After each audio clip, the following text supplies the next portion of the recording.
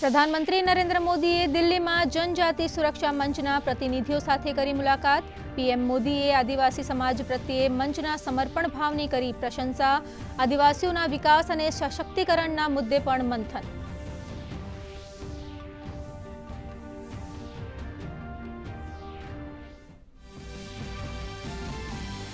કેન્દ્રીય ગૃહમંત્રી અમિત શાહના ગુજરાત પ્રવાસનો આજે બીજો દિવસ। કચ્છ જિલ્લાના વિકાસને વધુ વેગ આપતા વિવિધ સરકારી વિકાસ કામોનું કરશે લોકાર્પણ અને ખાતમુહૂર્ત। સીમા ચોકી G7નું કરશે ઉદ્ઘાટન તો BSFના ઉચ્ચ અધિકારીઓ સાથે સુરક્ષા વ્યવસ્થાની કરશે સમીક્ષા।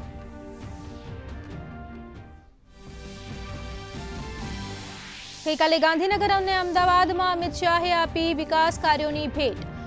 વાડજ સર્કલ પર કર્યું ભારત માતા સ્કલ્પચરનું ઉદ્ઘાટન તો ગાંધીનગરના સોનીપુરથી કર્યું ₹340 કરોડના 84 વિકાસ કાર્યોનું લોકાર્પણ અને ખાતમુહૂર્ત।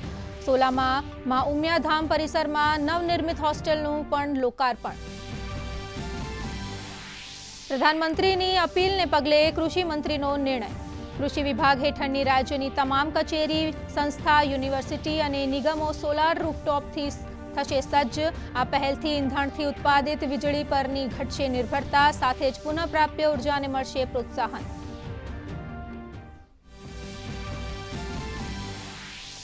ગીરમાં સિંહોમાં જોવા મળેલ રોગચાળા અંગે વન વિભાગ હાઈ એલર્ટ પર।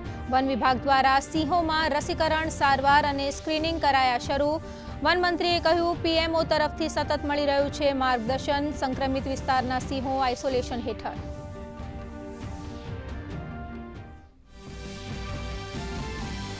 રાજ્યમાં હીટવેવની સ્થિતિ વચ્ચે હવે ગરમીથી મળશે રાહત।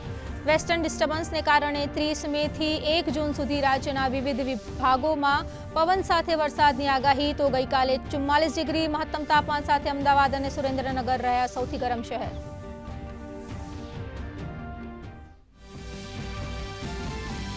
આજે વાતાવરણમાં પલટો આવવાની આગાહી। આજથી ઉત્તર પશ્ચિમ ભારતમાં પડી રહેલી ભીષણ ગરમીમાં થઈ શકે છે ઘટાડો। હવામાન વિભાગે દેશના મોટાભાગના વિસ્તારોમાં 31 મે સુધી આંધી વંટોળની કરી આગાહી।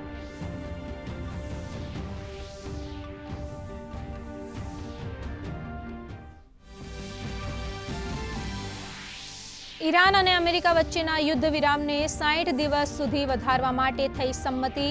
અમેરિકાના રાષ્ટ્રપતિ ડોનાલ્ડ ટ્રમ્પની મંજૂરીની જોવાઈ રહી છે રાહ।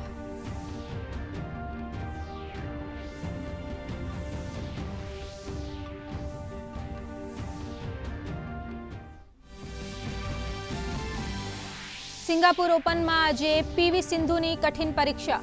ક્વાર્ટર ફાઇનલમાં દક્ષિણ કોરિયાની ખેલાડી યાનસે યોંગ સામે થશે ટક્કર તો સાત્વિક ચિરાગની જોડી પણ સેમીફાઇનલની રેસમાં ઉતરશે।